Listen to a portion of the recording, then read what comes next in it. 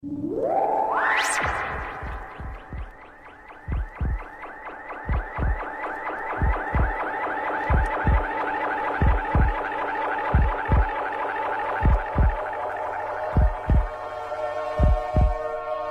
dessa forma maravilhosa, começamos mais um podcast Ufologia e Ideias.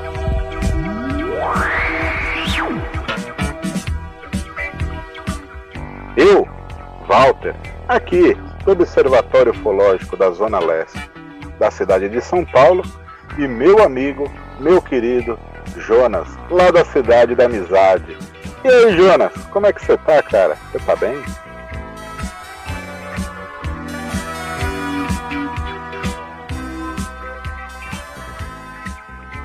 Eu estou bem, muito bem, muito bem, bem. E vocês, meus amigos? Espero que bem. Espero que vocês sejam bem também. Olha que coisa maravilhosa, né? Ai, que coisa linda. Pessoal, com grande satisfação que eu dou boas-vindas a vocês que estão escutando e criaram... para você que deu aquela primeira vez o play no nosso podcast, seja bem-vindo, que eu sei... Exato, bem-vindo. Que eu sei que tem alguém ali que falou, não, eu vou escutar esses caras aqui pra ver mesmo se eles são tão ruins como falaram pra mim aqui, eu vou escutar agora pra ver. Espero que nós sejamos anfitriões bacanas e você sempre será bem-vindo a voltar a ouvir esse incrível e humilde podcast. Aqui estou eu, de Umorama City para o mundo.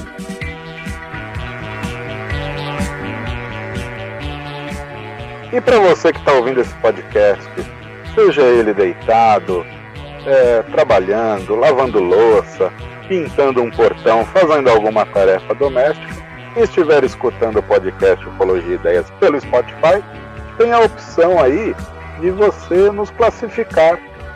Por favor, nos dê as 5 estrelinhas do Spotify para a gente ficar lá nos top dos top podcasts de ufologia, hein? A gente quer ser o primeiro, hein? A gente é humilde aqui, a gente só quer ser o principal, só quer ser o melhor, hein? A gente quer incomodar.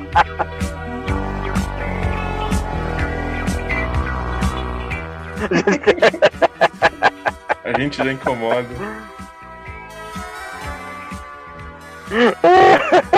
Já incomoda. Tudo que é bom incomoda. Vamos lá.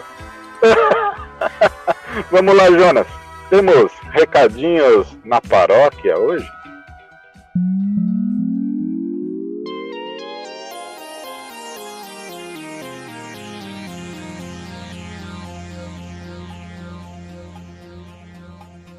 Se você quiser ajudar o podcast Ufologia e Ideias a avançar de uma forma sonora e tecnológica, nos ajude com uma pequena contribuição no apoia.se/Ufologia e Ideias.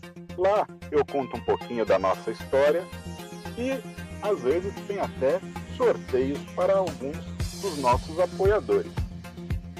E aí, Jonas, e nossas redes sociais? Exatamente. Para você que é nosso ouvinte e quer contribuir cada vez mais para o crescimento desse...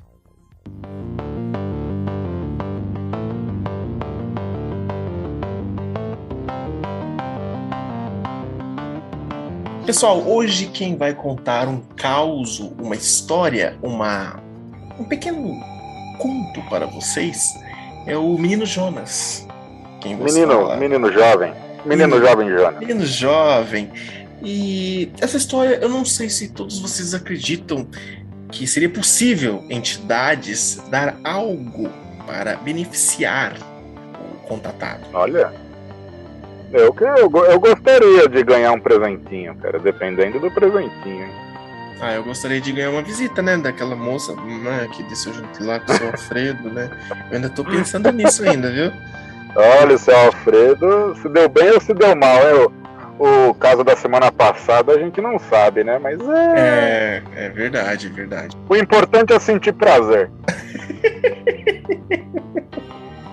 A gente tem que rir pra não chorar, né? Meu Deus. E mais uma vez, pessoal, antes de começar nosso caso, uma recomendação aqui: se cair algum meteorito, não lave na sua casa. Você pode estar trazendo um vírus zumbi aí que pode estar matando todo mundo. E eu já aviso: virou zumbi, não é mais meu amigo. Eu quebro no pau. Entendeu? Se o meteorito estiver brilhando, não leve para casa. Pelo amor de Deus.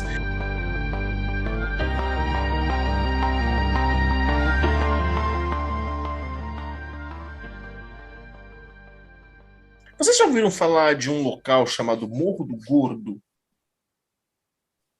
Morro do Na Gordo. Bahia, Salvador? Isso, Brasil, viu, gente? Brasil, mais uma vez trazendo um caso brasileiro aqui.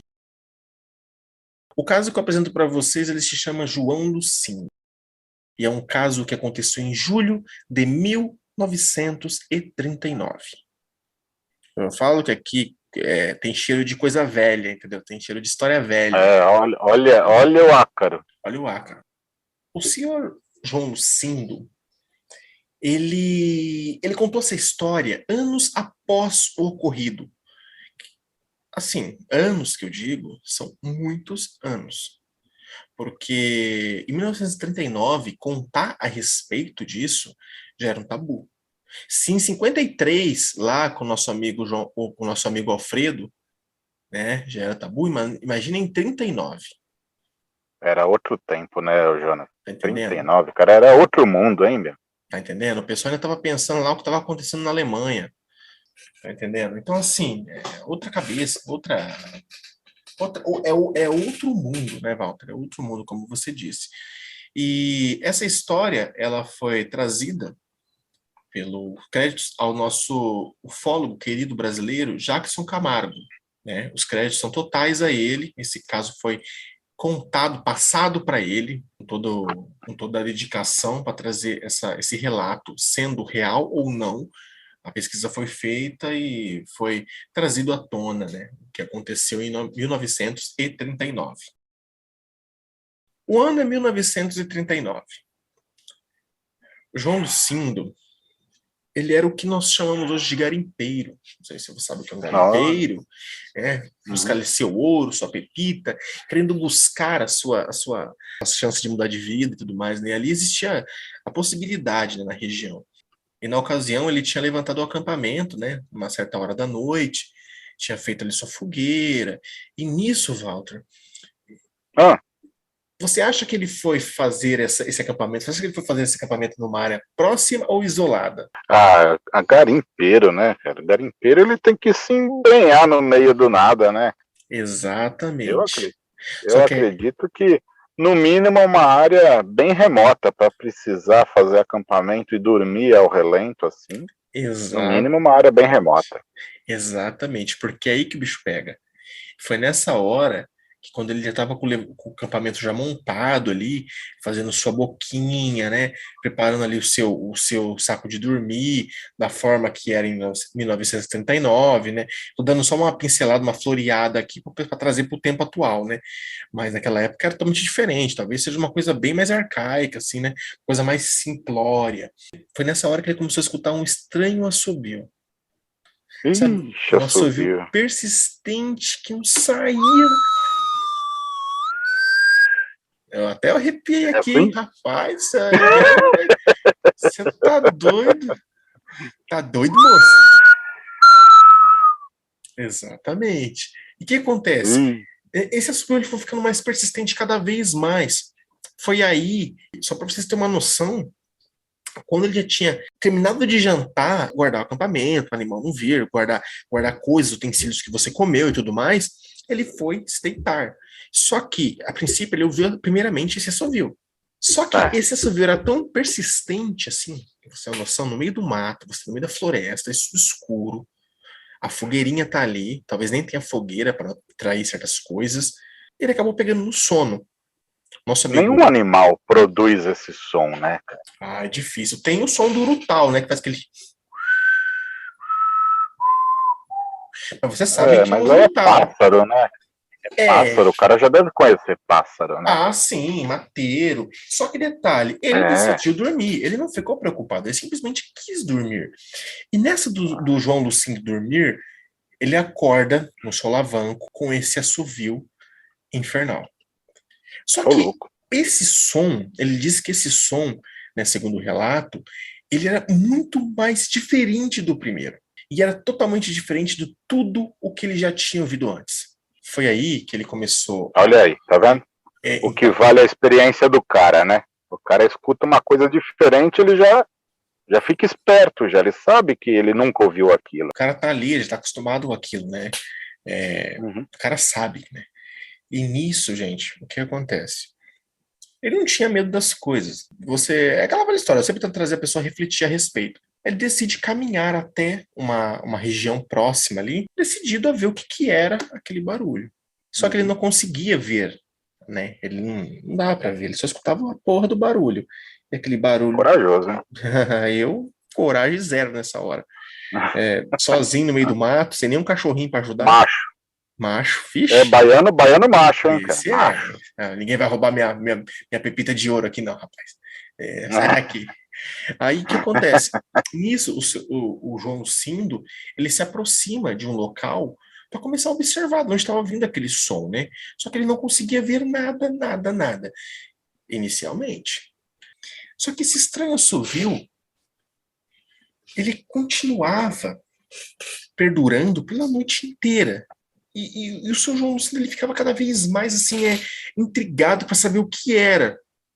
Só que nessa coisa do senhor João Lucindo não conseguir identificar que barulho que era, ele começou a se embrenhar cada vez mais pro meio do mato, né? E foi se aproximando mais, se aproximando mais, se aproximando mais.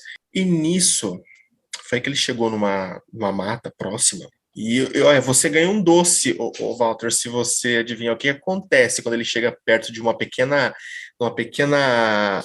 floresta que estava próxima ali, uma coisa mais fechada, assim, uma mata mais fechada, uma moita. Você acha que você pode imaginar o que pode acontecer aí? Ele viu alguma coisa. Sempre, né? E não perdeu. Ele viu a luz. Viu a luz. Então, exatamente. Foi nessa hora. A luz hipnotizante. Igual Siriri na lâmpada, assim, ó. Tipo os olhos de jacaré no meio do lago, assim, que você só chega lá e. Tá ligado? Já jogou Donkey Kong do Nintendo? Quando você pega o porrete assim, taca na cabeça dele. Cara, a primeira vez que eu vi a luz, cara, eu fiquei assim. Apaixonado, cara. Você fica assim. Besta, cara. Você fica bobo. Você fica olhando aquilo. Assim, como um. Te hipnotiza. Como um hipnotizado. Exatamente. E não foi diferente o que aconteceu com ele, entendeu? Porque ele já estava escutando o som, ele estava investigando. E nesse meio tempo, ele acabou caminhando em direção cada vez mais ao estranho barulho, que isso já era altas horas da noite. Altas horas da noite. Era um horário avançado, vamos dizer assim, porque lá na frente você percebe que, como é 1939, escureceu, o cara já monta acampamento.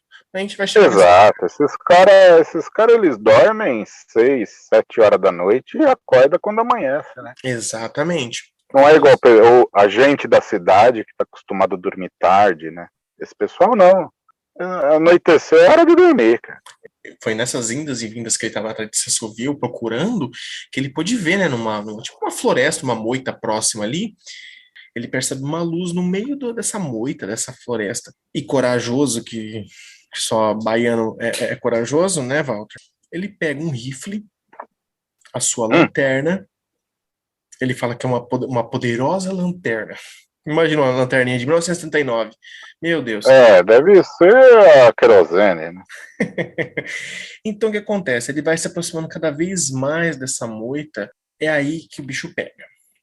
Porque quando ele se aproxima dessa área, né, que ele diz que é circular, iluminada, imagina, você está próximo da mata e você vê o feixe de luz em cima daquelas árvores, né? Então é isso mais ou menos que ele quer dizer, circular, iluminada, né?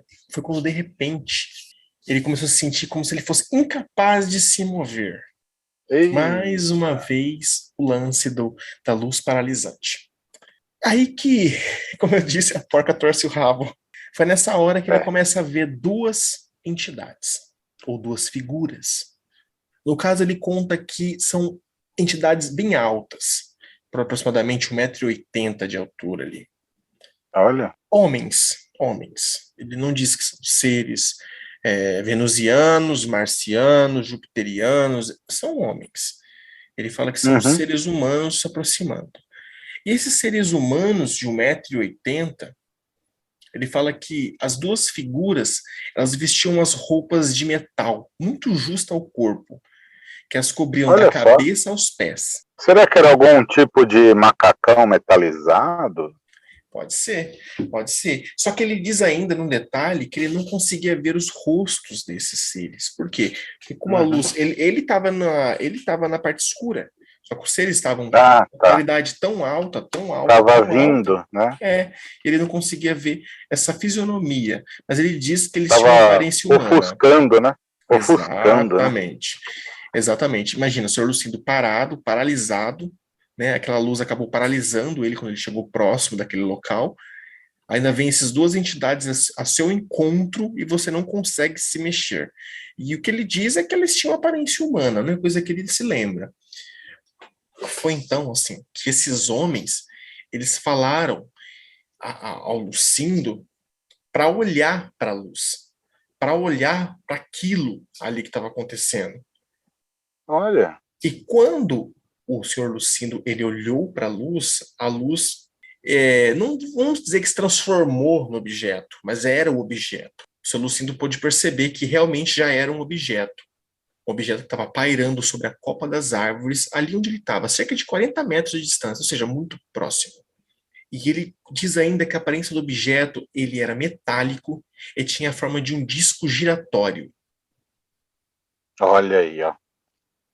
É engraçado, né? Porque essa descrição, né, de um disco, ele é de antes, né, da ufologia moderna, né? Exatamente. 1939. É. E sabe o que mais? O avistamento de Kennedy Arnold foi na década de 50, né? Você tá vendo? E olha só o caso que a gente está desenterrando, 1939. É muita coisa. Bacana, hein?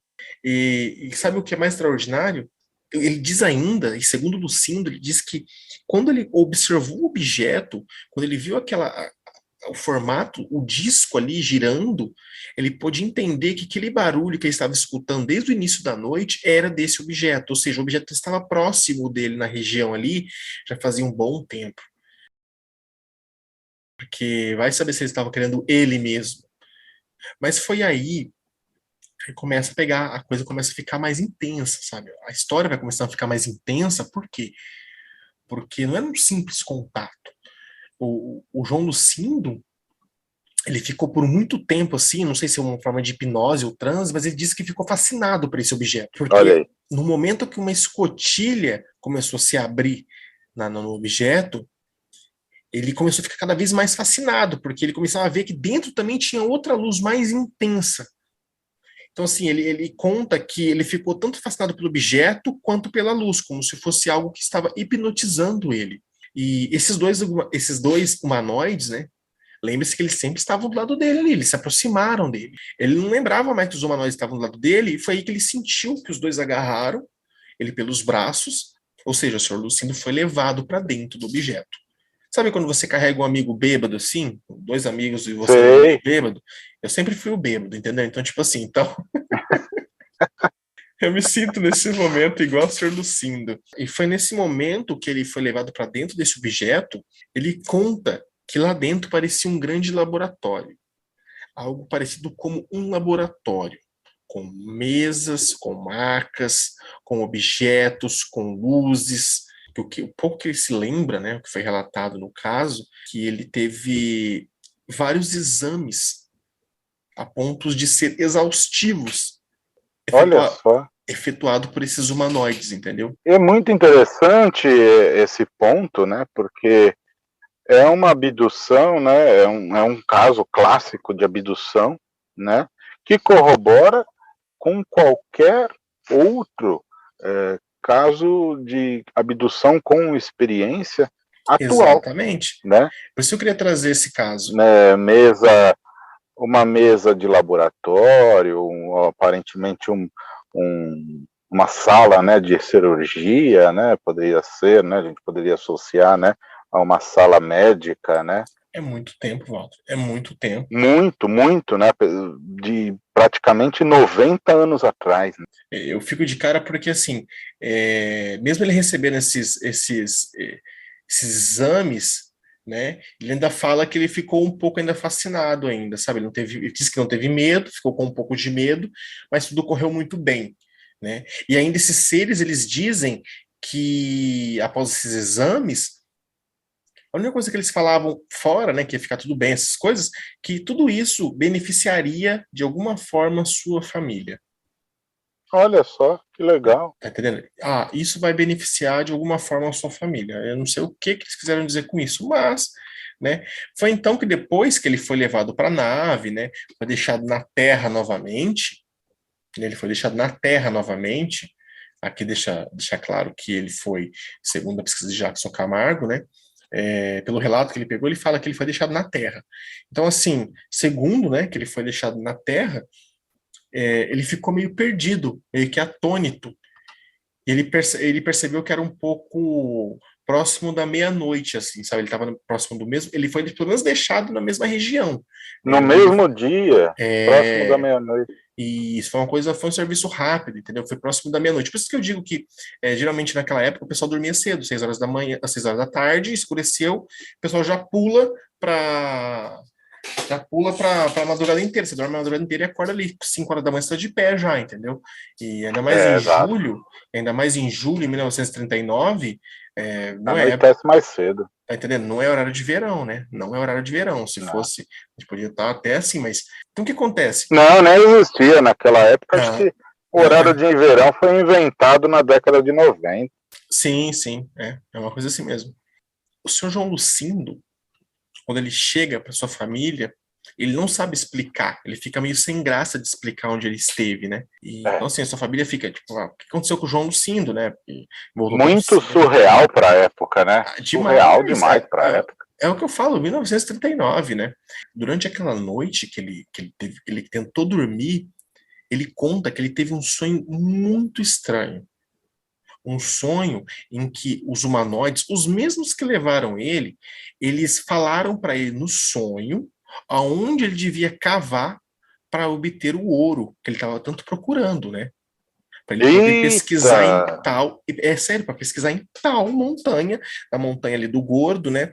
No Morro do Gordo, para falar, olha, aqui tem ouro e tudo mais, meio que fazer uma prospecção ali para ele, né? E ele a princípio falou, nem vou, né?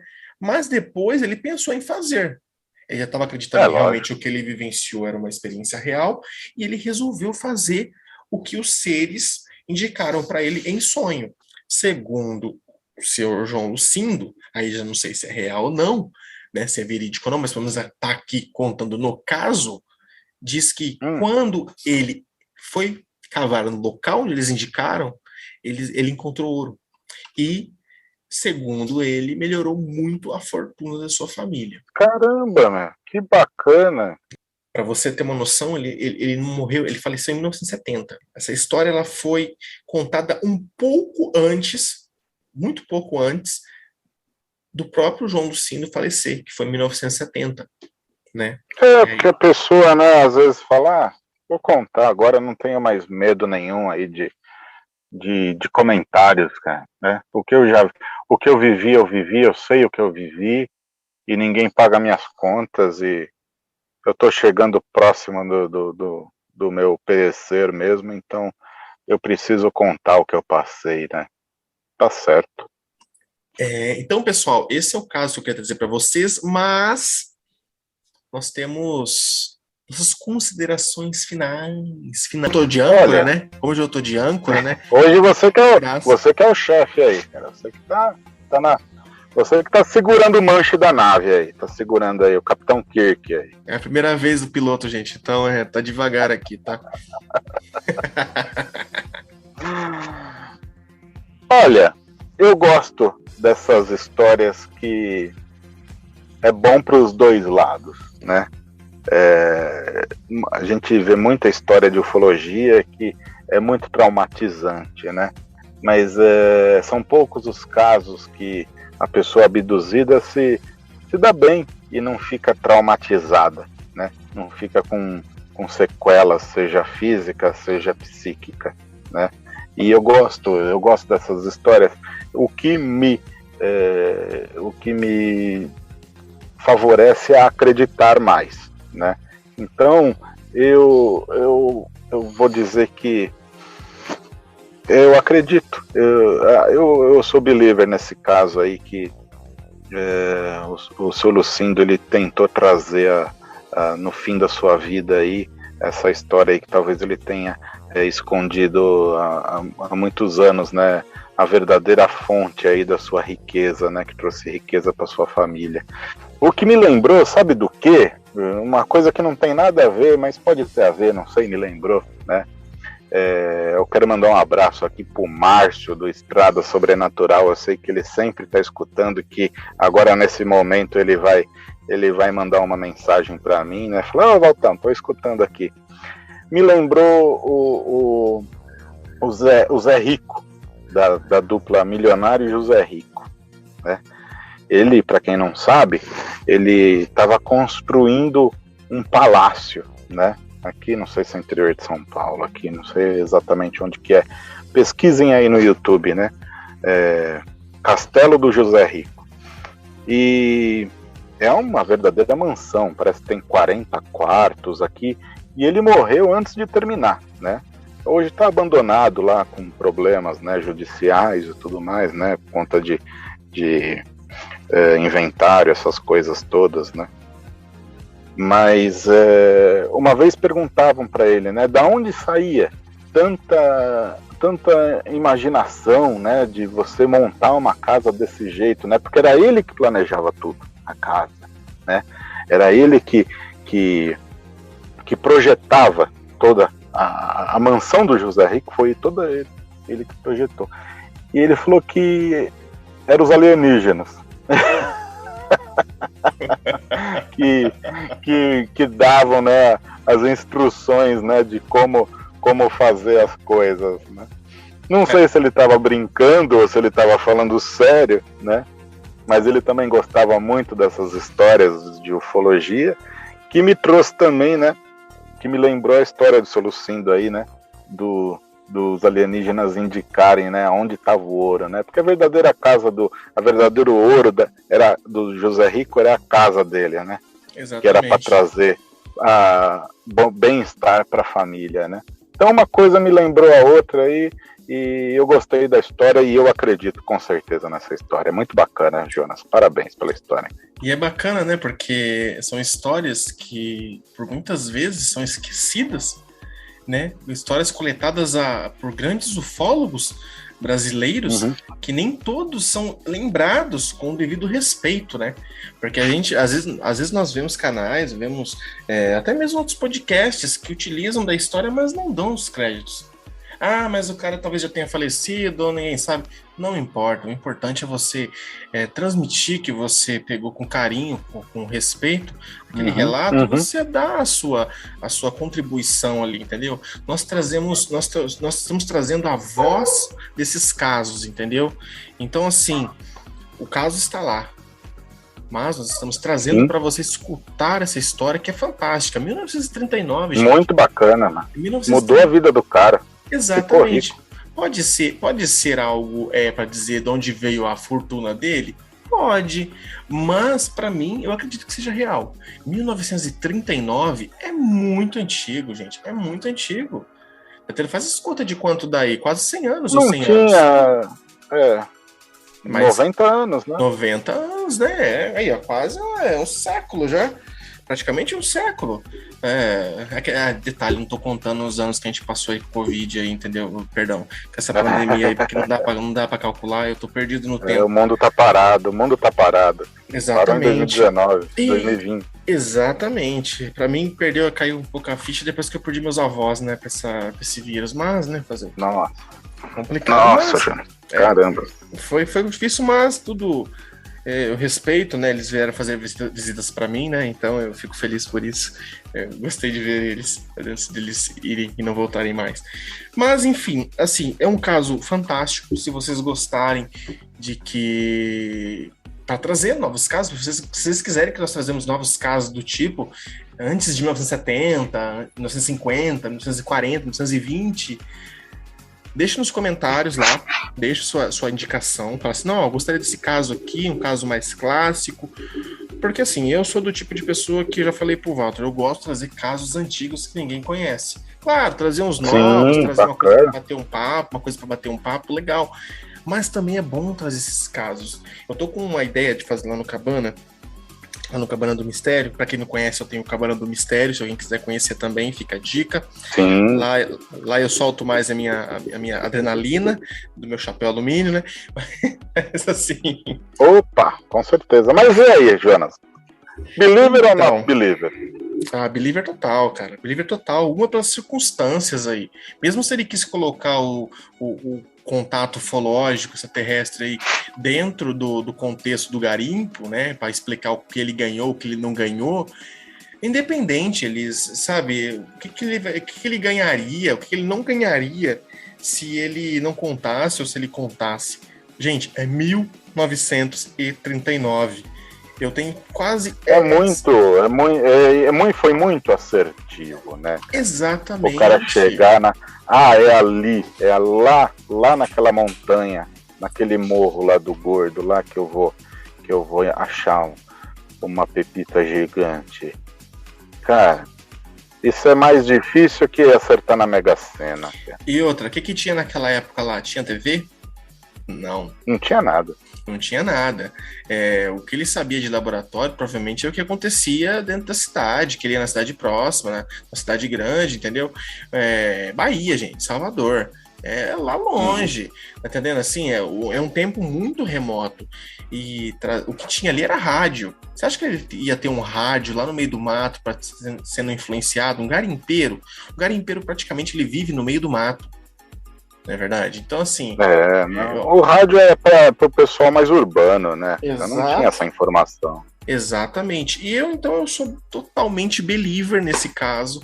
Eu acho muito bacana. Eu gosto muito dessas histórias antigas, né? Meus avós tinham muitos dessas e eles falam, pra que eu vou mentir pra você? Eles sempre falavam, pra que eu vou mentir pra você? O que eu perco com isso? Quer dizer, o que eu ganho com isso? Nada. Quer acreditar? Acredita. Tô te contando o que o pessoal falava nas rodas. Eles sempre falavam isso. Uhum. Então, tá aí esse caso que eu quis trazer para vocês, né? O caso do Excelente, Jonas. Espero que tenham gostado. Muito bom, cara.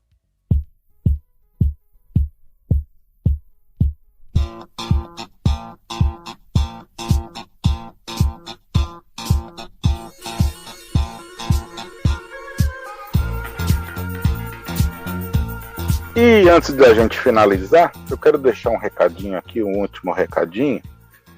O pessoal aqui do Hangar 18, junto com o Jackson Camargo, está fazendo uma campanha, né, para a gente poder ajudar o Portal Fenômeno se manter no ar, né? O Portal Fenômeno, ele é, talvez, né, um dos maiores poços de informação ufológica do Brasil, né? E eu estou pedindo uma pequena contribuição. Se você puder ajudar com qualquer valor, apoia.se/Portal Fenômeno, né? Essa pesquisa do Jackson Camargo é um dos colaboradores e criadores do Portal Fenômeno, tá? Então, esses últimos dois episódios são, né, do pessoal do Portal Fenômeno, e a gente está trazendo aqui esse pedido a vocês, né? Eu estou participando, o Jonas está participando. Lá na página do Apoia tem lá a abinha lá que você consegue ver o nome dos apoiadores. Então você vai ver alguns nomes bem conhecidos lá que tá ajudando aí o Portal Fenômeno se manter no ar. Tá legal, pessoal? E é isso, Jonas. Muito bacana o episódio dessa semana, viu? Muito obrigado, Walter. Eu queria trazer uma coisa diferente aqui pro Ufologia de Ideias, né? E espero que o pessoal goste. né? Eu sou um aficionado por histórias antigas. Eu gosto das histórias novas, mas sou apaixonado pelos casos ufológicos mais antigos, vamos dizer assim, aqueles que faz você raciocinar e falar, pô, você sente, sabe, o cheirinho da terra molhada lá do campo, você sente aquele cheirinho de interior, igual nós fizemos no caso passado, sabe, você imagina toda a adrenalina ali vivenciando, mas não imagine demais, porque senão vai que você começa a vivenciar essas experiências, aí fudeu. Mas assim, pessoal, cuidado com quem procura acha, lembrem-se disso. Mas assim, eu espero que vocês realmente tenham gostado desse episódio. E se vocês quiserem mais casos desse tipo, desse formato, assim, antigos, nós podemos trazer aqui também, trazer esses casos mas que não são tão explorados, talvez porque não tem provas tão firmes. Tão valorizados, né? Só não valoriza, né? Porque não tem o tamanho da sapata da nave, não tem qual tipo de... não tem a confirmação de quantos litros fazia, quantos quilômetros fazia com um litro de combustível a nave, não sabia a cor dos olhos. Quantos anos-luz, né? Quantos anos-luz por elemento 115 fazia a nave? Não sabia quantos centímetros tinha o pé do ET, entendeu? Então, assim, pessoal, tem casos que tem que ser valorizado, entendeu? Assim como nós valorizamos todos os relatos, o respeito, e é como o Walter disse também em relação ao Portal Fenômeno. Se você talvez não possa contribuir de forma aquisitiva monetariamente, você pode compartilhar, você pode divulgar, você pode passar adiante essa semente de que é ajudar o portal para ele não vir ao seu encerramento. Porque eu acho que encerramento não acontecerá, mas é preciso ter a colaboração de todos para que um portal desse tamanho, desse tamanho todo que é o Portal Fenômeno, continue, né? E já de antemão, deixando um forte abraço, um beijo, um beijo bem... como é que fala? Como é que diz a minha filha? Um beijo que faz cosquinha no coração de cada um e que as bênçãos do nosso Pai Celestial, do nosso Criador Universal, possa ser derramada sobre a vida de vocês em mais uma semana que se inicia. Beleza? Forte abraço, meus amigos. Fiquem em paz. É isso aí, pessoal. Muito obrigado por você que escutou o podcast Ufologia e Ideias até aqui. Curte e, se puder, compartilhe este episódio. Tá legal? Uma excelente semana para você. Um excelente bom dia, uma boa tarde, bom trabalho para você que está fazendo, uma boa viagem e uma boa sorte. Valeu, fui! Beijos no seu coração. Tchau, tchau, amigos. Tchau.